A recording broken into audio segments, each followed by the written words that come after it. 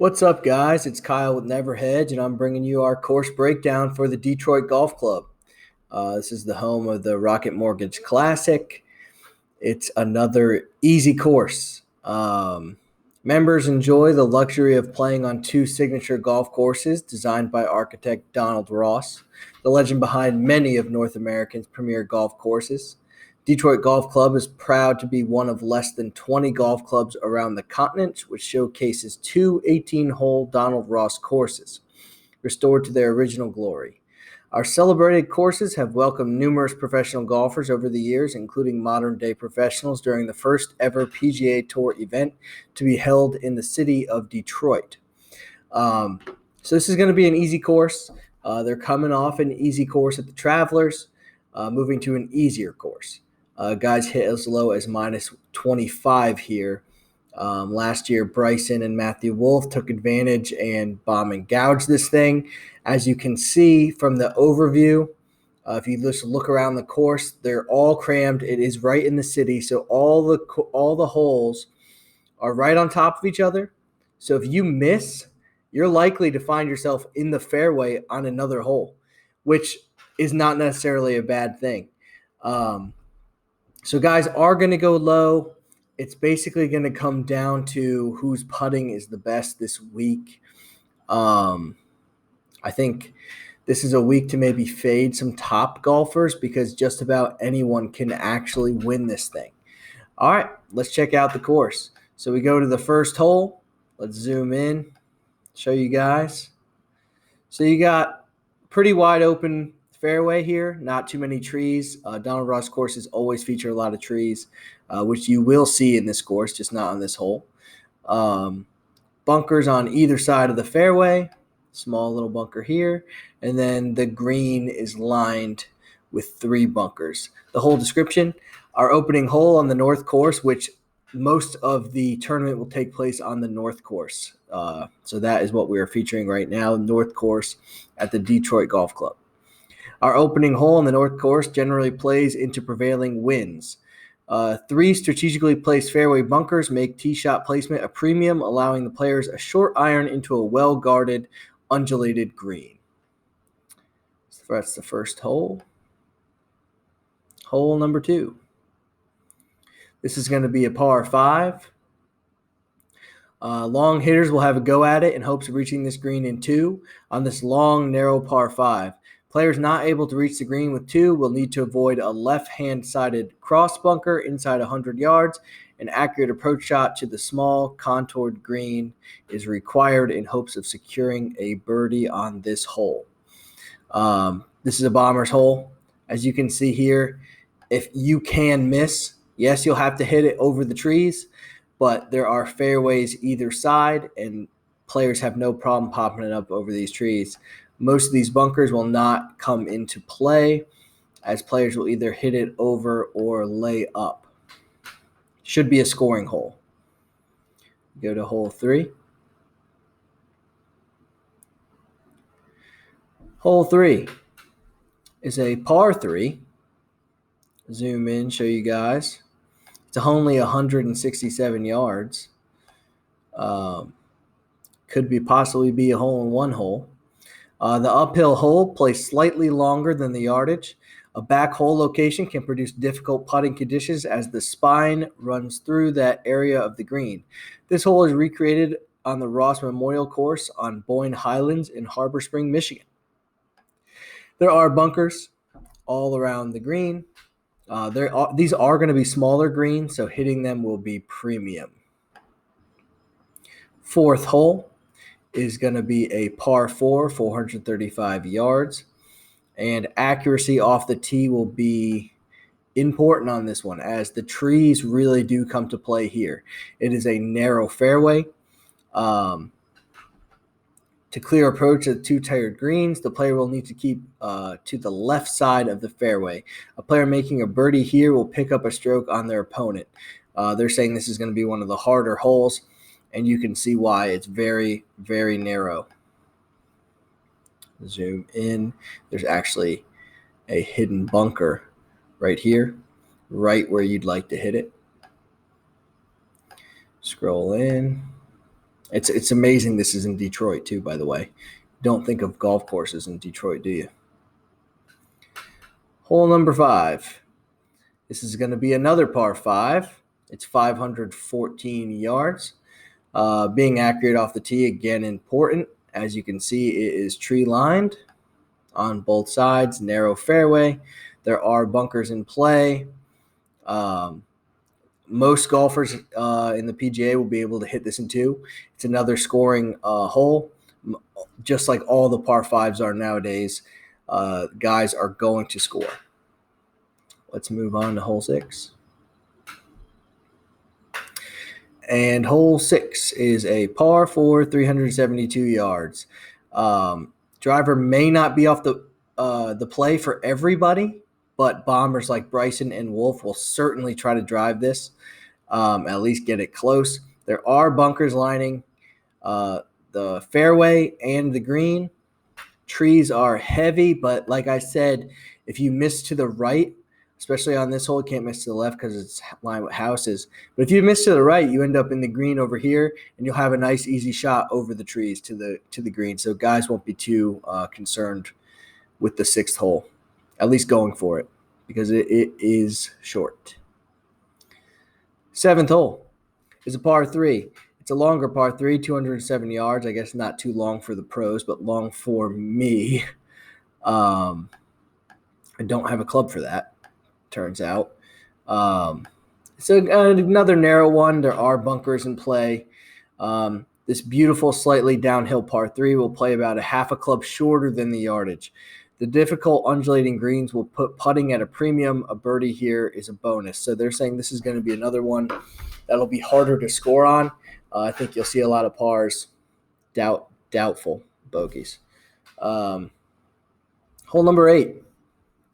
Hole number 8 is a par 4, 397 yards, so another short one. The 2 left side fairway bunkers tighten up the driving area a bit, but there is plenty of room to the right. A good drive will lead players with a mid to short iron into the green for their second shot. The mighty oak off the right side of the tee has bent as a sapling by Native Americans to mark their Detroit to Signaw Trail. A bronze tablet at the base of the tree memorializes this bit of history. So if we zoom in, so it says to the right side of the tee box, which if we look, let's go back. Let's zoom back out. All right, let's see. It's tee box here. It's got to be this oak right here. Pretty interesting. I'm sure we can't see anything on here. Zoom all the way in. And no, you can't. But you can see it, and it can get in the way. Let's go to the 9th hole and round out the front 9. The 9th hole is a par 4, 453 yards. Accuracy off the tees and premium again. As like I said, Ronald has tons of trees lining all his fairways. There are bunkers, as you can see. This I like this right here. These 3 bunkers that go across. It's an interesting design. You don't usually see things like that. As the beautiful clubhouse right here. 3 on the side, 3 right across, 2 lining the green. Very cool design to end the front 9. Go to the 10th hole. The 10th hole is a par 4, 425 yards. A solid driver will set the player up with a mid-iron approach on this dogleg left hole. Trees left and several fairway bunkers will again place a premium on the proper placement of tee shots. Like we found out, it keeps saying there's a premium on driver accuracy. Guys nowadays, they don't care about that. They'll bomb it out and they'll deal with it. They'd rather bomb it out there than worry about accuracy these days, which can't blame them. The 11th hole, par 3, 233 yards.